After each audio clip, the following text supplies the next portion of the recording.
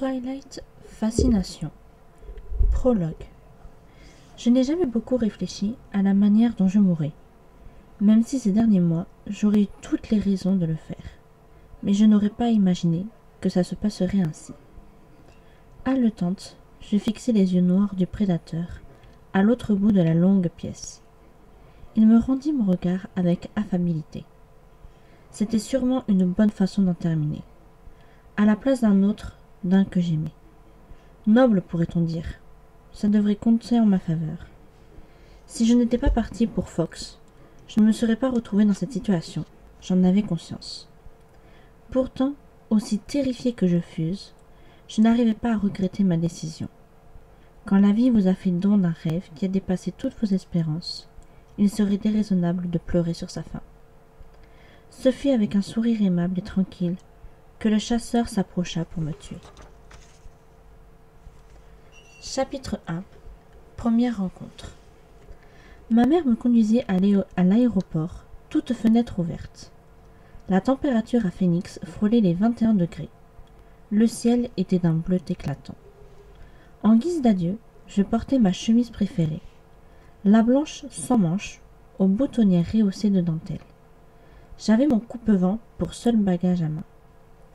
Il existe dans la péninsule d'Olympique, au nord-ouest de l'État de Washington, une bourgade insignifiante appelée Forks, où la couverture nuageuse est quasi constante. Il y pleut plus que partout ailleurs aux États-Unis. C'est cette ville et son climat éternellement lugubre que ma mère avait fui en emportant le nourrisson que j'étais alors. C'est là que j'avais dû me rendre un mois tous les étés jusqu'à mes 14 ans, âge auquel j'avais enfin osé protester. Ces 3 dernières années, mon père, Charlie, avait accepté de substituer à mes séjours obligatoires chez lui 15 jours de vacances avec moi en Californie. Et c'était vers Fox que je m'exilais à présent. Un acte qui m'horrifiait. Je détestais Fox. J'adorais Phoenix. J'adorais le soleil et la chaleur suffocante. J'adorais le dynamisme de la ville immense. Rien ne t'y oblige, Bella, me répéta ma mère, pour la énième fois avant que je grimpe dans l'avion. Ma mère me ressemble, si ce n'est qu'elle a les cheveux courts et le visage ridé à force de rire. Je scrutais ses grands yeux enfantins et une bouffée de panique me submergea. Comment ma mère aimante, imprévisible et écervelée, allait-elle se débrouiller sans moi? Certes, elle avait fil, désormais. Les factures seraient sans doute payées, le réfrigérateur et le réservoir de la voiture remplis, et elle aurait quelqu'un à qui téléphoner quand elle se perdrait. Pourtant... J'en ai envie, répondais-je. J'ai beau n'avoir jamais su mentir, j'avais répété ce boniment avec une telle régularité depuis quelques semaines qu'il eut l'air presque convaincant. Salut Charlie de ma part. Je n'y manquerai pas. On se voit bientôt, insista-t-elle. La maison te reste ouverte. Je reviendrai dès que tu auras besoin de moi. Son regard trahissait cependant le sacrifice que cette promesse représentait. Ne t'inquiète pas, ça va être génial. Je t'aime, maman. Elle me serra fort pendant une bonne minute. Je montai dans l'avion. Elle s'en alla. Entre Phoenix et Seattle, le vol dure 4 heures, auquel s'en ajoute une dans un petit coucou jusqu'à Port Angeles, puis une jusqu'à Fox en auto. Autant l'avion ne me gêne pas, autant j'appréhendais la route en compagnie de Charlie. Charlie s'était montré à la hauteur. Il avait paru réellement heureux de ma décision. Une première, de venir vivre avec lui à plus ou moins long terme. Il m'avait déjà inscrite au lycée, s'était engagé à me donner un coup de main pour me trouver une voiture, mais ça n'allait pas être facile. Aucun de nous n'est très prolixe, comme on dit, et je ne suis pas du genre à meubler la conversation. Je devinais qu'il était plus que perturbé par mon choix. Comme ma mère avant moi, je n'avais pas caché la répulsion que m'inspirait Fox. Quand j'atterris à Port Angeles, il pleuvait. Je ne pris pas ça pour un mauvais présage, juste la fatalité. J'avais d'ores et déjà fait mon deuil du soleil. Sans surprise, Charlie m'attendait avec le véhicule de patrouille. Charlie Swan est le chef de la police pour les bonnes gens de Fox. Mon désir d'acheter une voiture, en dépit de mes maigres ressources, était avant tout motivé par mon refus de me trimballer en ville dans une bagnole équipée de gyrophares bleus et rouges. Rien de tel qu'un flic pour ralentir la circulation. Charlie m'étreignait maladroitement, d'un seul bras, lorsque m'approchant de lui, je trébuchai. « Content de te voir, Bella, dit-il en souriant et en me rattrapant avec l'aisance que donne l'habitude. Tu n'as pas beaucoup changé. Comment va René ? Maman va bien. Moi aussi je suis heureuse de te voir, papa. Devant lui, j'étais priée de ne pas l'appeler Charlie. Je n'avais que quelques sacs. La plupart des vêtements que je portais en Arizona n'étaient pas assez imperméables pour l'État de Washington.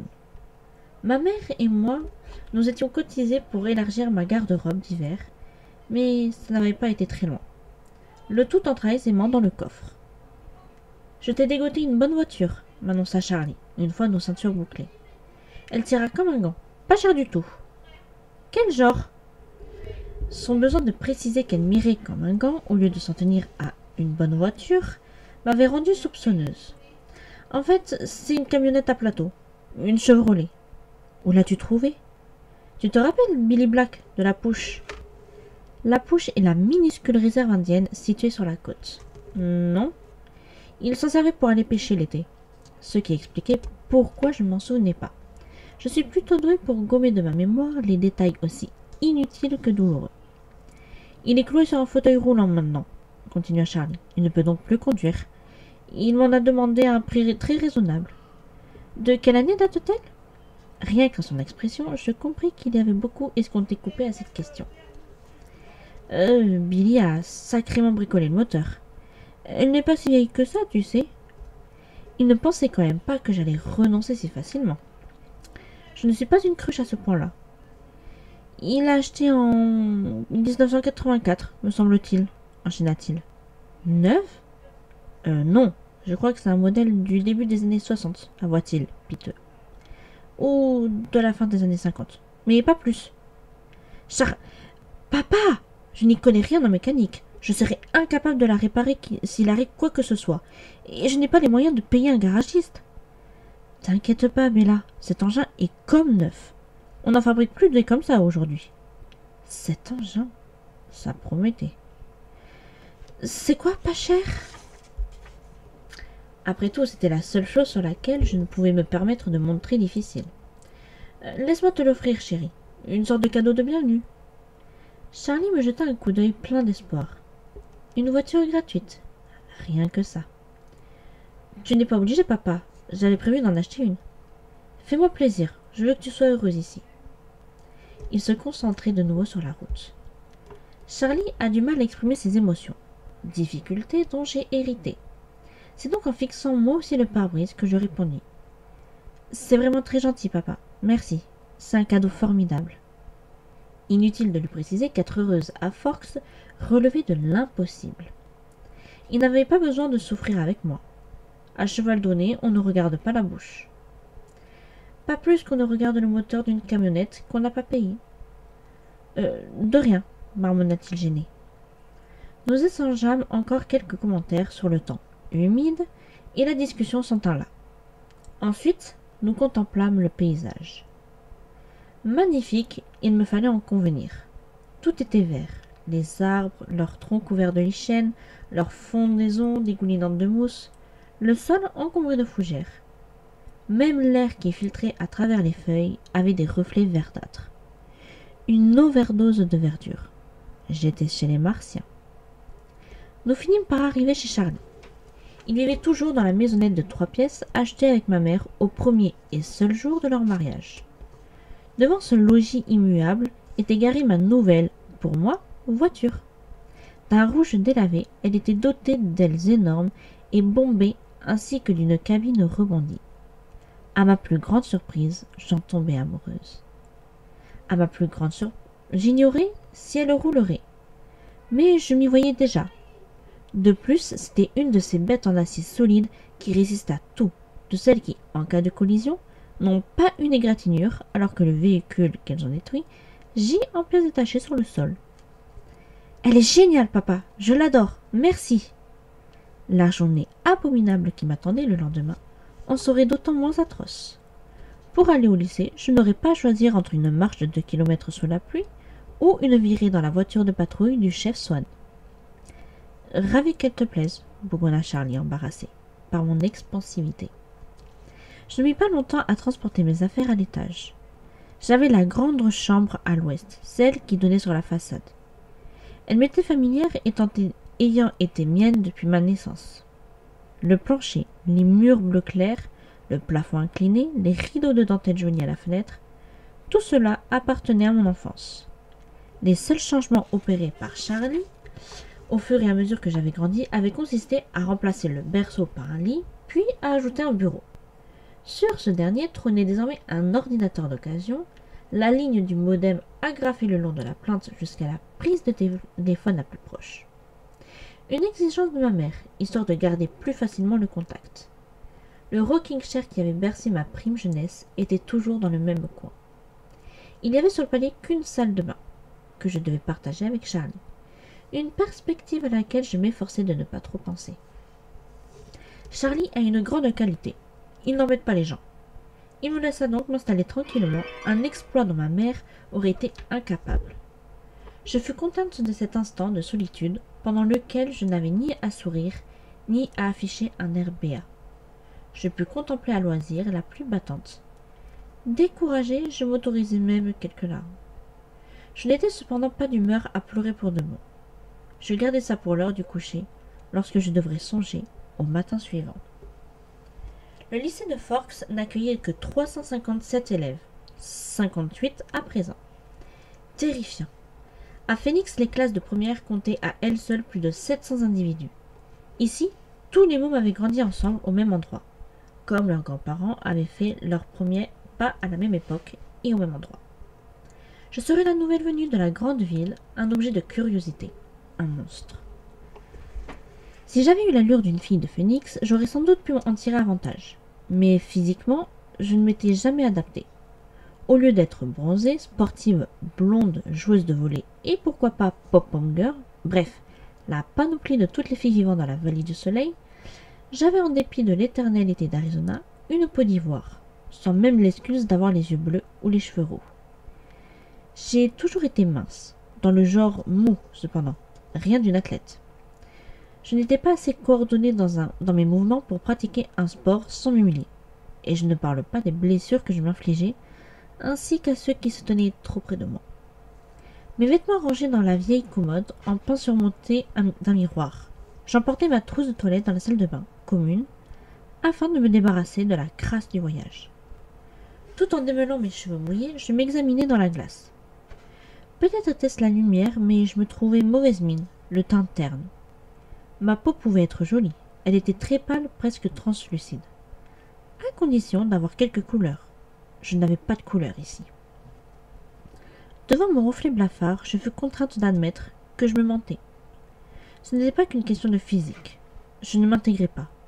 Si je n'avais pas réussi à me fondre au milieu de 3000 élèves dans mon précédent lycée, qu'allait-il en être de ce bled? J'avais du mal à m'entendre avec les gens de mon âge. Plus exactement, j'avais du mal à m'entendre avec les gens, un point c'est tout. Même ma mère, la personne au monde dont j'étais la plus proche, n'était jamais en harmonie avec moi, jamais sur la même longueur d'onde.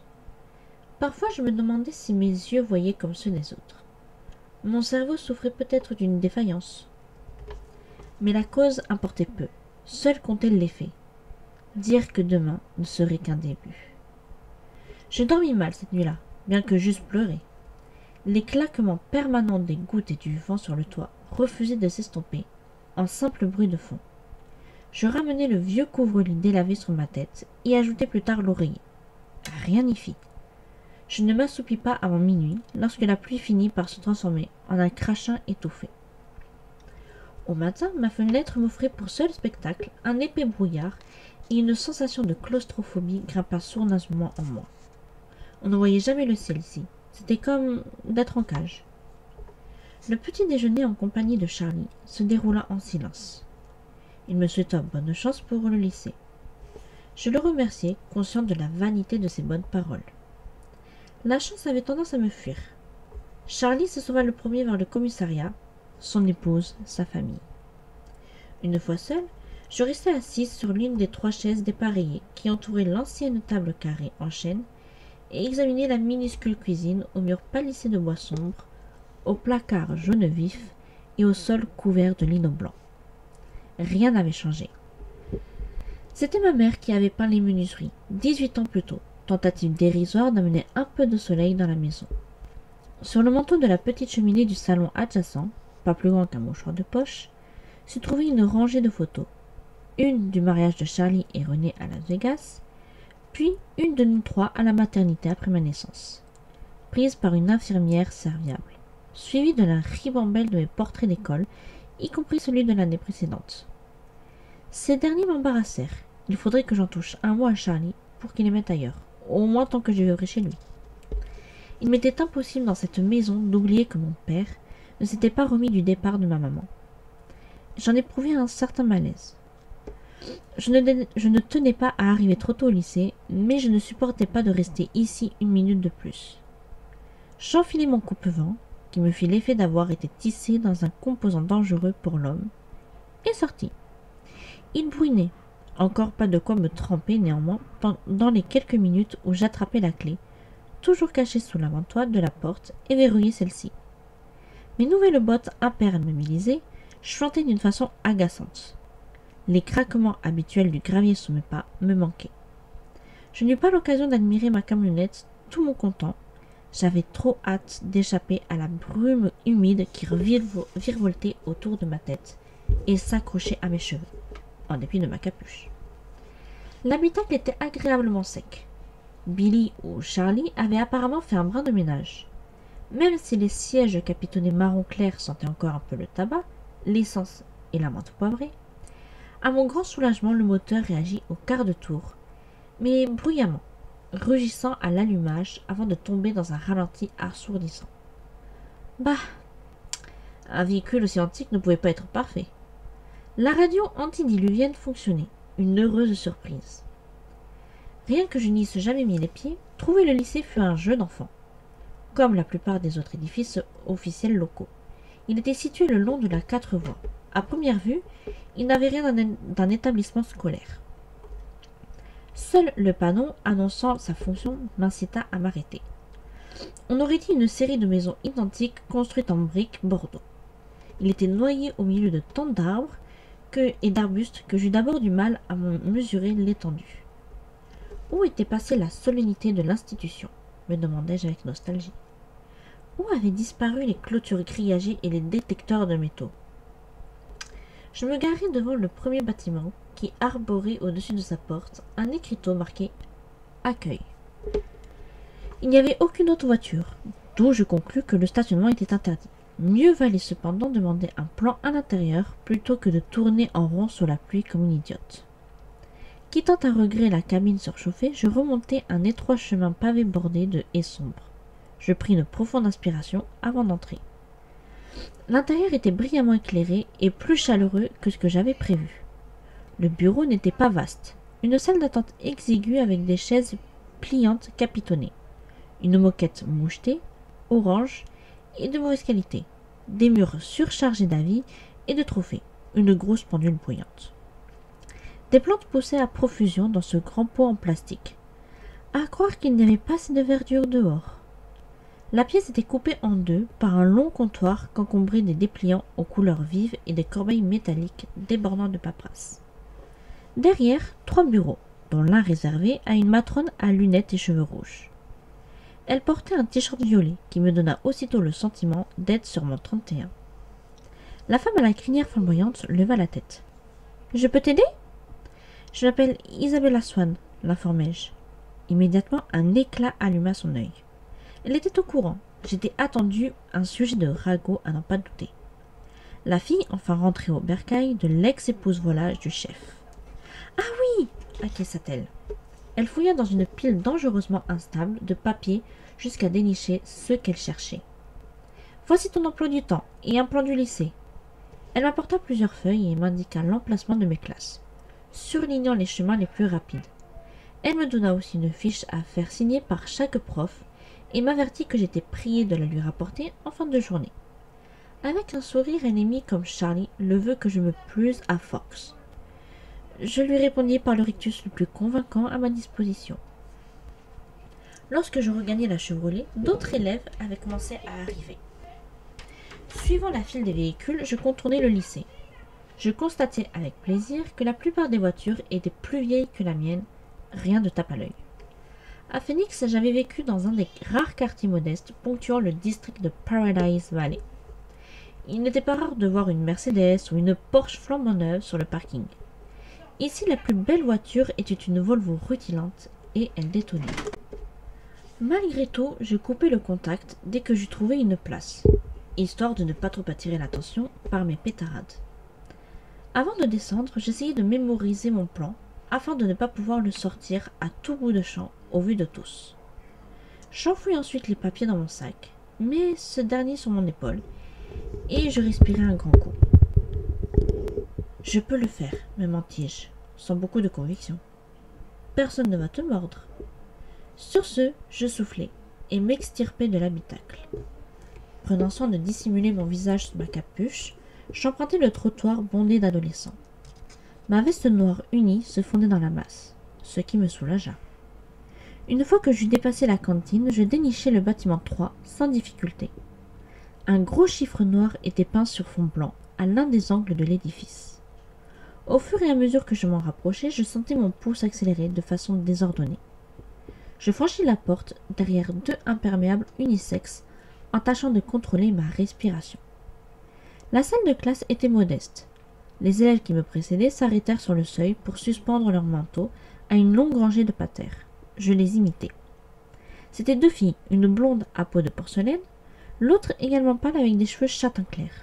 Au moins, je ne serais pas la seule ici à être blanche comme un lavabo.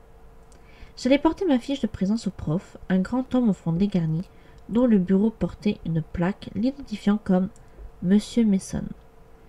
En voyant mon nom, il me dévisagea bêtement, une réaction pas très encourageante. Et bien sûr, je rougis comme une pivoine. Sans prendre la peine de me présenter aux autres, il finit par m'envoyer un pupitre vide au fond de la classe. À cette place, il était plus difficile à mes nouveaux camarades de me reluquer, ce qui ne les dissuada pas pour autant. Je gardais les yeux baissés sur la bibliographie que le prof m'avait remise. Guerre originale, Brontë, Shakespeare, Chaucer, Faulkner. J'avais déjà tout lu, ce qui était à la fois réconfortant et ennuyeux. Je me demandais si ma mère accepterait de m'expédier mon classeur de vieilles dissertations ou si elle considérerait que c'était de la triche. Pendant que M. Mason ronronnait, je passais en revue différents scénarios de dispute avec elle. Quand la sonnerie espèce de bourdonnement nasal se fit entendre, un boutonneux dégingandé aux cheveux aussi noirs qu'une nappe de pétrole se pencha depuis la rangée de tables voisines pour me parler. « Tu es Isabella Swan, hein ?» Le prototype du joueur d'échecs excessivement serviable. « Bella, le corrigeai-je. » Tous ceux qui étaient assis dans un rayon de 3 chaises se retournèrent pour me lorgner. « Quel est ton prochain cours ?» demanda-t-il. Je dus vérifier dans mon sac. Civilisation avec Jefferson, bâtiment 6. J'étais cerné de tous côtés par des regards avides. Je vais au 4, je peux te montrer le chemin? Décidément trop obligeant. J'appelle Eric. Merci, répondis-je avec un sourire timide. Enfilant nos vestes, nous sortîmes sous la pluie qui avait repris de plus belle. J'aurais juré que plusieurs personnes marchaient suffisamment près de nous pour entendre ce que nous disions.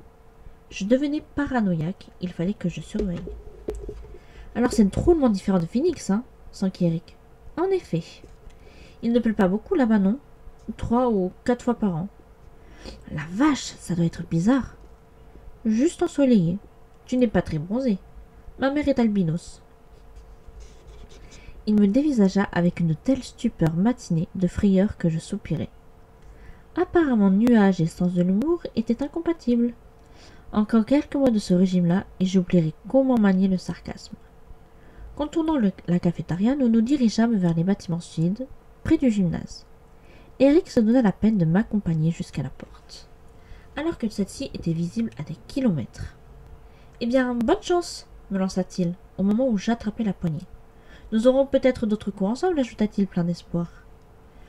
Je lui adressai un hochement de tête vaguement aimable et entrai. Le reste de la matinée se déroula grosso modo de la même façon. Mon prof de maths, M. Warner, que j'aurais de toute manière détesté rien qu'à cause de la matière qu'il enseignait, fut le seul qui m'obligea à me planter devant la classe pour me présenter. Je bapultiai, piquai un phare et trébuchai sur mes propres chaussures en allant m'asseoir. Au bout de 2 heures de cours, j'étais capable de reconnaître quelques visages. Chaque classe avait toujours son courageux pour entamer la conversation et essayer de me demander mes impressions sur Forks. Je m'essayais à la diplomatie, mais pour l'essentiel, je mentis. Avantage, je n'eus pas une seule fois besoin de mon plan. Une fille s'assit à côté de moi en maths et en espagnol, et c'est ensemble que nous gagnâmes la cantine à midi. Elle était frêle, largement plus petite que moi, mais sa masse de boucles brunes compensait notre différence de taille. Son prénom refusant de s'inscrire dans mon cerveau, je me contentais d'acquiescer à son verbiage sur les profs et les cours, un air béat sur le visage. Je ne tentais même pas de suivre la conversation. Nous nous installâmes au bout d'une table bondée, et elle m'introduisit auprès de quelques-unes de ses amis, dont j'oubliais les noms au fur et à mesure qu'elle les énonçait. Elle paraissait impressionnée par l'audace dont elle faisait preuve en m'adressant la parole. De l'autre côté de la salle, le garçon de mon cours d'anglais, Eric, m'adressa de grands signes du bras. C'est là, en pleine cantine, alors que je m'efforçais de discuter avec des inconnues indiscrètes, que je les vis pour la première fois. Ils étaient assis dans un coin, aussi loin que possible du milieu de la longue pièce où je me trouvais. Ils étaient 5. Ils ne parlaient pas, ne mangeaient pas, bien qu'ils eussent tous un plateau intact devant eux. Contrairement à la plupart des élèves, ils ne me guignaient pas et il me fut aisé de les observer sans risquer de rencontrer une paire d'yeux exagérément curieux. Ce ne fut cependant rien de tout cela qui attira et retint mon attention. Ils n'avaient aucun trait commun. L'un des 3 garçons, cheveux sombres et ondulés, était massif, musclé comme un type qui se lève de la fonte avec acharnement. Le deuxième, blond, était plus grand, plus élancé, mais bien bâti. Le dernier, moins trapu, était long et mince, avec une tignasse désordonnée, couleur cuivre.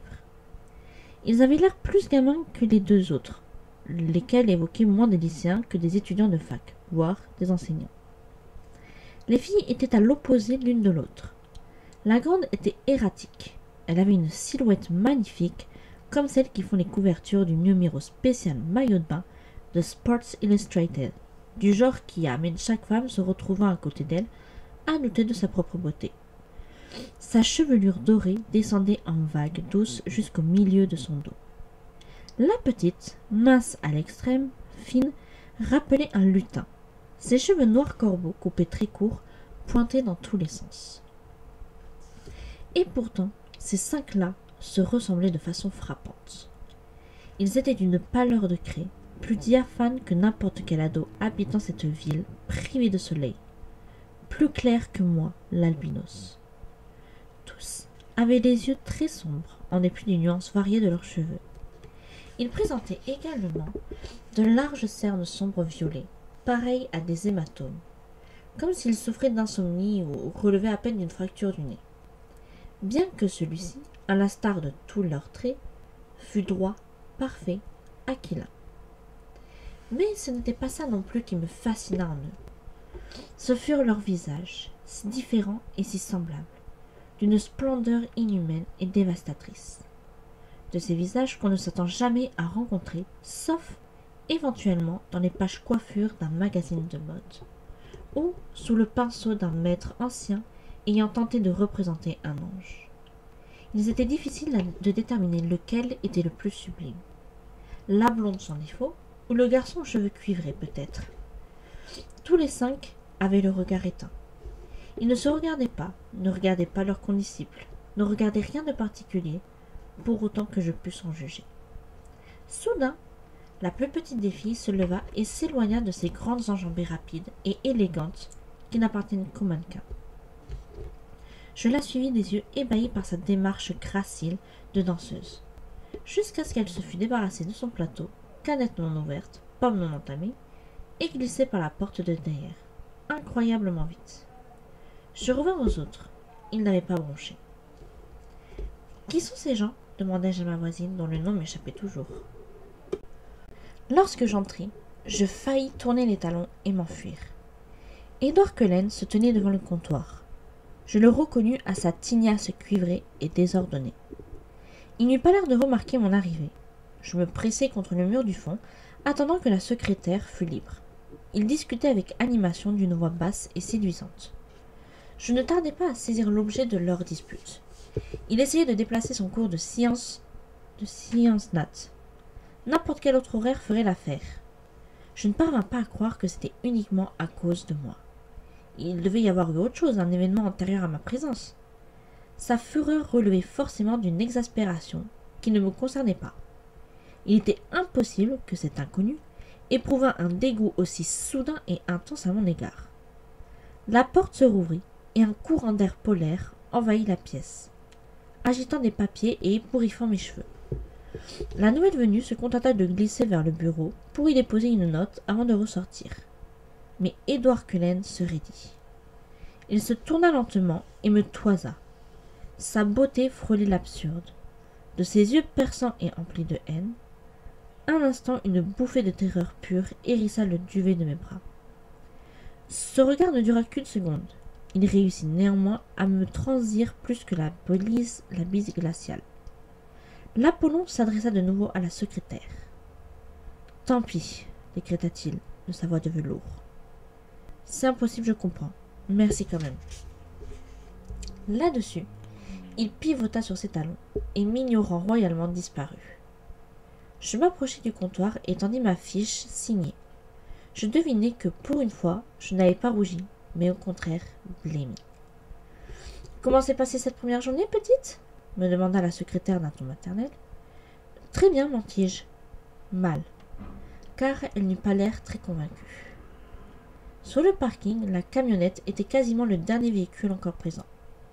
Elle me fut l'effet d'un refuge, du lieu qui, déjà évoquait pour moi, le plus un foyer, dans ce trou perdu, vert et humide. J'y restai assise un moment, contemplant le pare-brise avec des yeux vides.